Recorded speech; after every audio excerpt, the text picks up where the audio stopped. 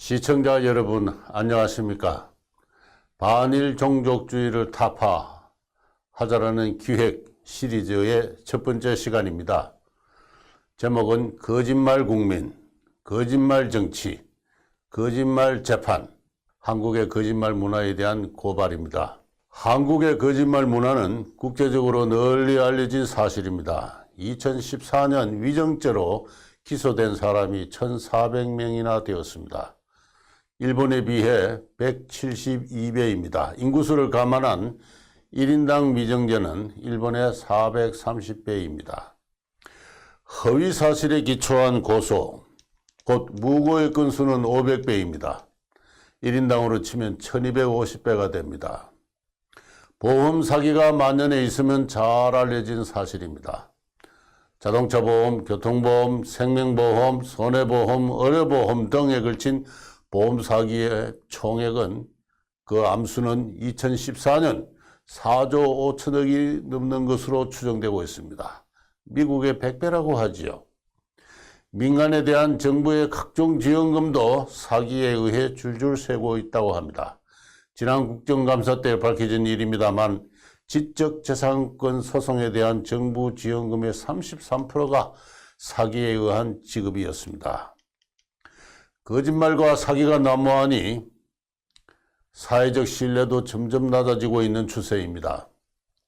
세계 70여 개 국가가 참가하는 세계 가치관 조사에서 일반적으로 사람을 신뢰할 수 있는가? 라는 질문에 대한 긍정적인 대답률은 1985년만 해도 38%였습니다.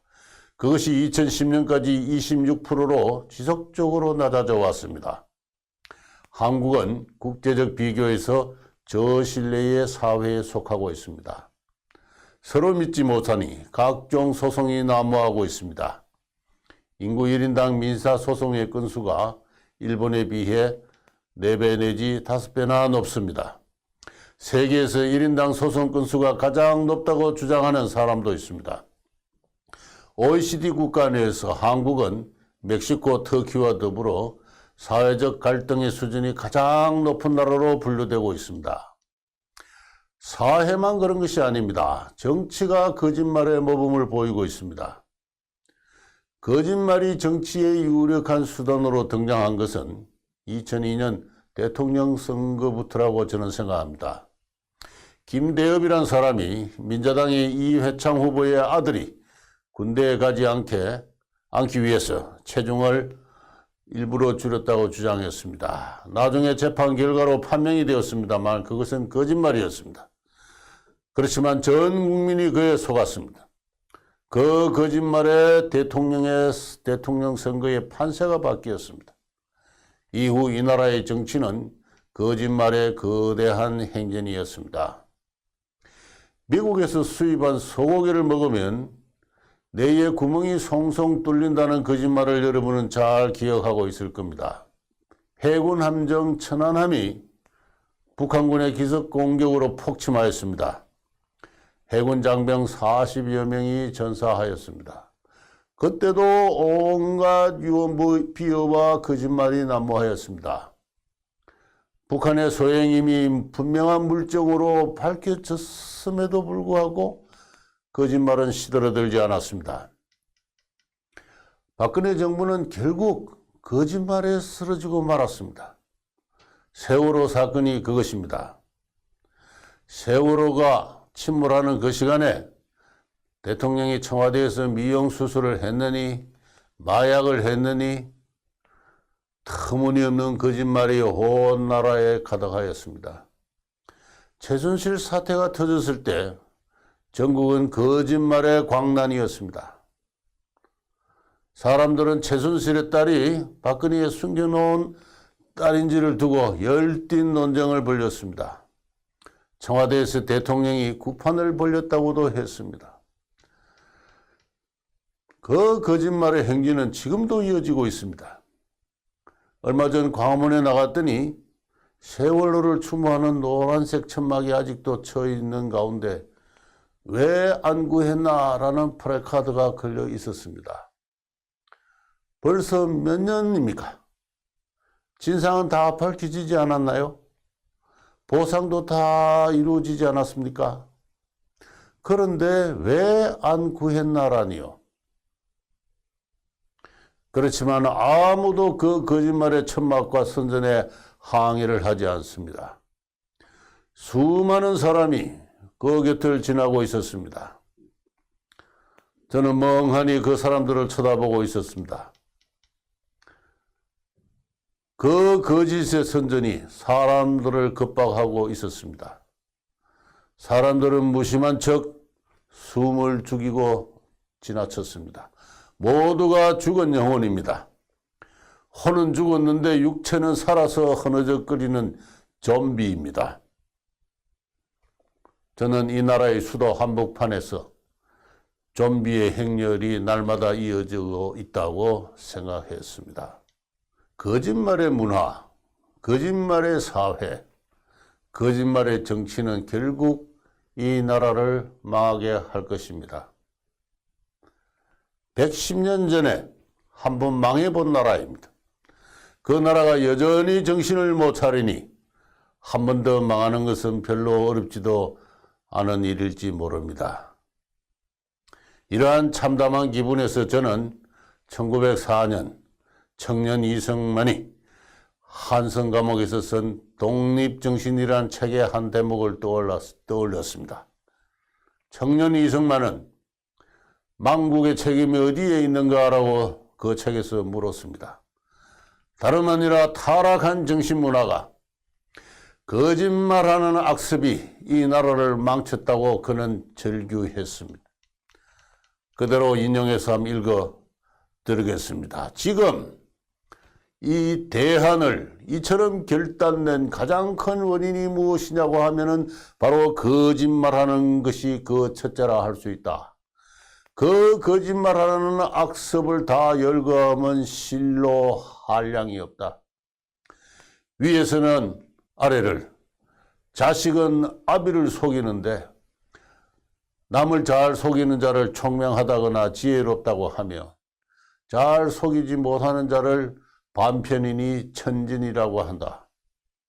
부모가 자식을 가르칠 때도 남에게 속지 말라고 하며 선생이 제자를 교훈할 때도 거짓말로 칭찬하여 인간 천만사에 거짓말과 꾀가 들어가지 않는 곳이 없다. 이어서 말했습니다. 거짓말로 집안을 다스리고 거짓말로 친구와 교제하고 거짓말로 나라를 다스리고 거짓말로 세계와 교습하니 한두 사람이 사적인 일을 언론할 수도 없거니와 어찌 나라의 중대한 문제를 말하며 결정할 수 있겠는가. 이러므로 세계에서는 대한과 천국을 곧 거짓말 천지라 하여 공사나 영사를 뽑아보내면 참으로 정직한 사람은 이마를 찡그리고 머리를 흔들면서 부임해오기를 좋아하지 않는데 실로 부끄럽고도 분한 일이다. 청년 이승만은 그렇게 이야기했습니다. 사람들이 서로를 속이고 거짓말을 능사로 여기는 나라, 다른 나라의 외교조차도 거짓말로 이루어져서 무슨 약조를 해도 믿을 수 없는 나라가 망국 직전의 대한제국이었습니다. 그런 나라가 망하지 않는다면 세상에 어떤 다른 나라가 망할 수 있단 말입니까? 청년 이승만의 절규가 가슴에 와 닿는 것은 바로 지금의 대한민국이 그 같은 거짓말의 문화, 거짓말의 정치, 거짓말의 외교로 전락하여서 이대로라면 필연코 또 한 번의 망국의 비애를 피할 수 없기 때문입니다. 드디어 거짓말은 이 나라 사법부에까지 깊숙이 침투하였습니다. 오로지 사실에 근거하여 정의의 원칙에 따라 강직하게 재판을 해야 할 이 나라의 판사들이 무엇이 사실인지 무엇인지 거짓말인지를 분간하지 못하는 가운데 엉터리 판결을 마구 내리고 있습니다. 얼마 전 대법원 합의부는 1941년에서 43년 사이 일본 제철에서 노무자로 일한 사람과 그의 자녀에 대해 신일본 제철이 1억 원의 배상금을 지불하라는 판결을 내렸습니다.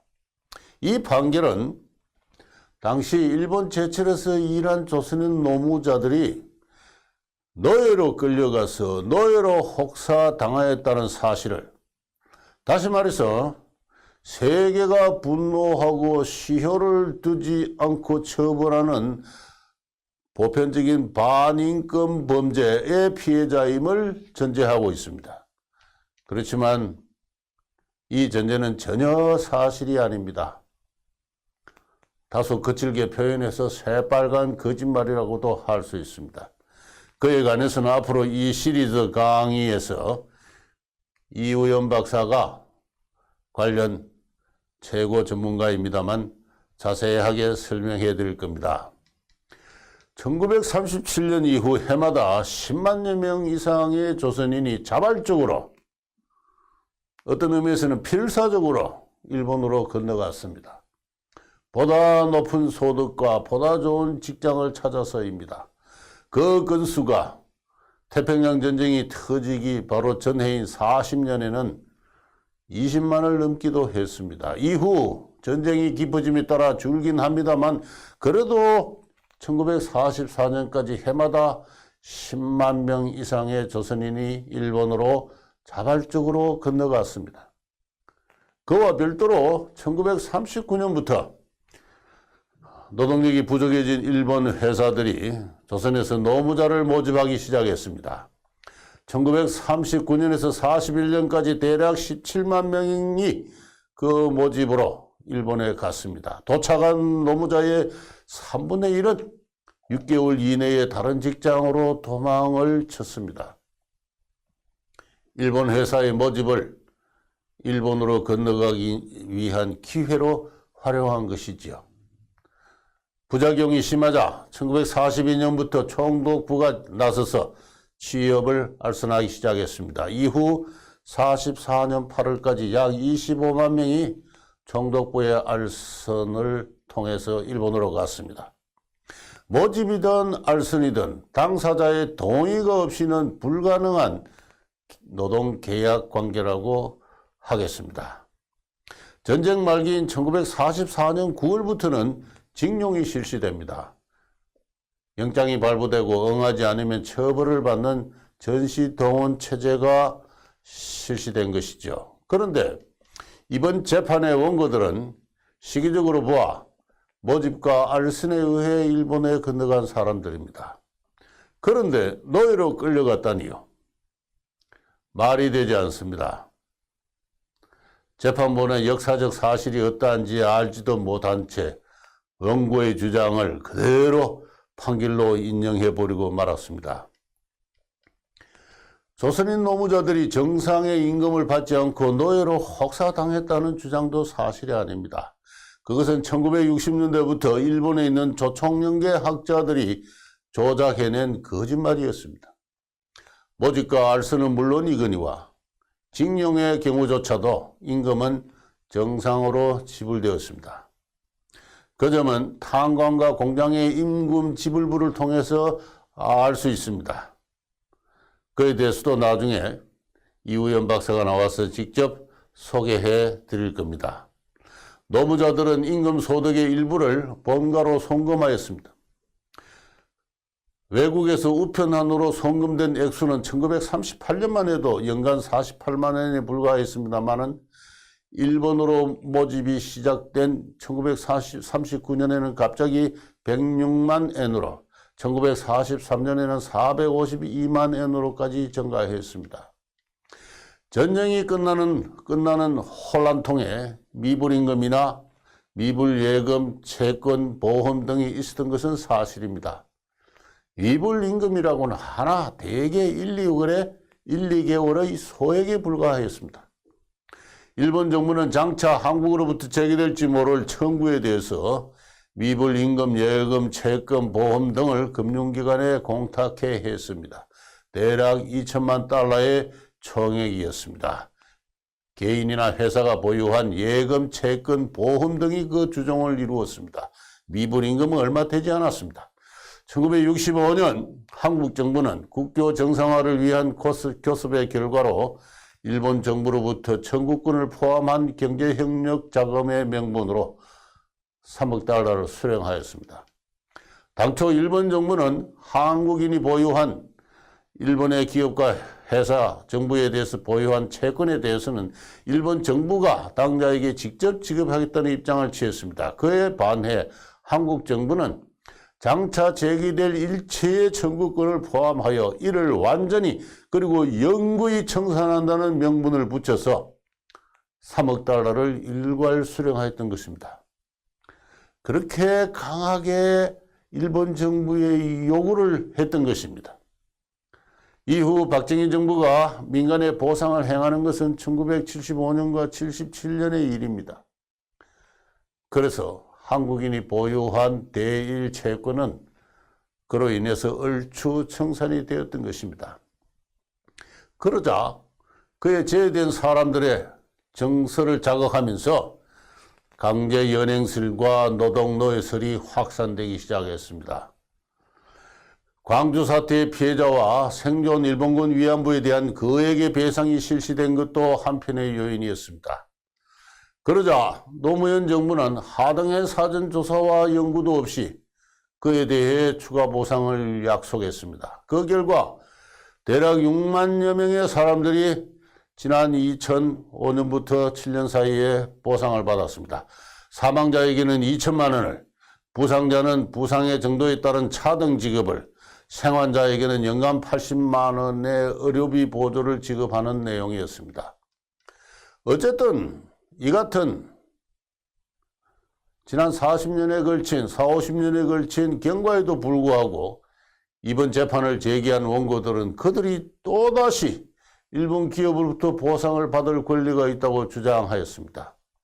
도대체 70년 전 자기 의사로 일본에 건너가서 공장에서 탄광에서 노동하고 임금을 받은 그 개인의 인생사에 대해 더구나 그에 대한 두 차례에 걸친 한국 정부의 보상에도 불구하고 무슨 법리로 추가 보상을 요구한단 말입니까? 도대체 얼마를 받아야 수개월의 미불 임금에 대한 보상이 완전하게 이루어진단 말입니까? 거짓말하는 국민 정서의 기초에는 천박한 금전주의가 도사리고 있습니다. 노무자의 동원 과정이나 임금 실태에 관해서는 나아가 1965년 양국 간의 청구권을 둘러싼 교섭과 그 결과에 대해서는 이미 훌륭한 여러 논문과 책들이 제출되어 있습니다. 그럼에도 국내의 언론은 그에 대해 침묵하였습니다. 거짓말 문화는 다름 아니라 언론이 조장하고 전파하는 것입니다. 나아가 이 나라의 가장 고매하신 법관들조차도 거짓말에 기초한 엉터리 판결을 내렸습니다. 대법관들은 이 문제에 관한 한 아무것도 알지 못하는 초등학생 수준의 저열한 지성이었습니다. 당초 강제연행도 노예 노동도 아니었습니다. 불과 수개월의 미불임금이었습니다. 일정 기간의 시효를 둔 민간의 채권 관계였습니다. 국가 간의 조약으로 영구 청산하기로 합의한 문제였습니다. 그리고선 이 나라 정부가 두 차례에 걸쳐서 보상한 문제입니다. 그럼에도 불구하고 이 모든 역사적 진실과 과정을 초월하는 영구적이며 보편적인 권리로서 민간의 청구권이 아직도 살아있다니요. 저는 이 나라의 법관들이 이렇게까지 게으르고 무식하고 그리하여 오만한 자인 줄을 알지 못했습니다. 거짓말하는 국민, 거짓말하는 정치, 거짓말하는 재판의 연원은 그 뿌리가 깊습니다. 그 중에 가장 깊고 굵은 뿌리가 있다면 다름 아닌 반일 종족주의입니다. 반일 민족주의라고 해도 좋습니다. 민족주의는 현재 한국인이 공유하는 가장 강렬한 공동체 의식입니다.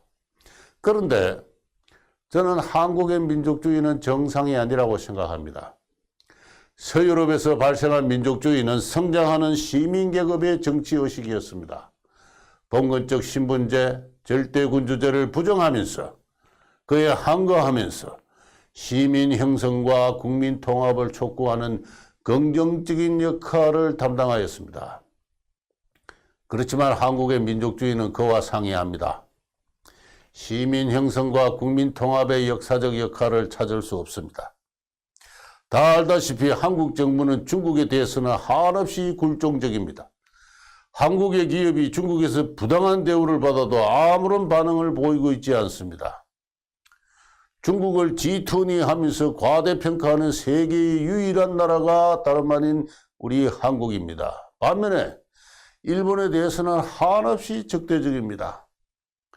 격정의 분노가 언제나 앞섭니다. 정상적인 토론이 불가능합니다. 수많은 거짓말이 지어지고 무분별하게 횡행합니다. 그래서 국민을 통합하는 것이 아니라 국민을 분열시키는 부작용을 빚고 있습니다. 그에 동조하지 않는 국민이 있기 때문입니다. 이 나라 한국인은 아직도 진정한 의미의 시민으로서 하나의 국민으로 통합되어 있지 않습니다. 그래서 저는 한국의 민족주의를 종족주의로 부르면 옳다고 생각합니다. 저 야만의 상단에 놓인 종족 간의 적대 감정을 두고 종족주의라고 합니다. 한국의 민족주의는 일본을 가상의 적대 종족으로 상정한 종족주의입니다. 일본의 실체, 일본의 역사, 일본의 문화를 정확하게 알지 못하죠. 일본을 가상의 적대 종족으로 간주하고 있습니다. 한국인의 국제 감각은 반일 종족주의와 친중 사대주의로 짜여져 있습니다. 그런 저열한 국제 감각에서 이 나라는 갈 길을 잃고 헤매고 있습니다. 저희 이승만 TV는 앞으로 우리 한국을 다시 한번 망국의 길로 이끌지 모를 이 반일 종족주의를 비판하고 타파하기 위해서 그 대표적인 사례 40여 개를 차례로 소개해 갈 계획입니다. 시청자 여러분의 큰 격려와 비판, 큰 성원을 바람하지 않습니다. 감사합니다.